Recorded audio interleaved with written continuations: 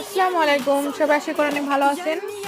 এই যে আমরা হচ্ছে আজকে শুক্রবার স্পেশাল মুড়ি মাখানো খাবো নিজেরা বানিয়ে। এই যে লেবু, শসা, কাঁচামরিচ, পেঁয়াজ, ধনেপাতা, লবণ, আর এখানে হচ্ছে ছোলা আছে, বেগুনি, আলুর চপ, আর সাথে আছে পেঁয়াজু, আর সাথে আছে খাঁটি সরিষার তেল। এটা হচ্ছে মানিকগঞ্জের স্পেশাল সরিষার তেল। মাখার কাজ শুধু আমার হাজবেন্ডই করে।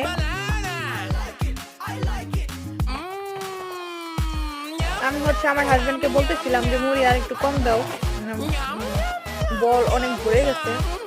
উনি বলতেছিল যে খাইতে গেলে তো কম খাও না। লাস্টের দিকে আমি আর খুঁজেই পাই না, সব তুমি নিয়ে দাও। লাস্টে যা খাইতে আমার আর খাইতে হবে, মুড়ি বেশি করে দিতে।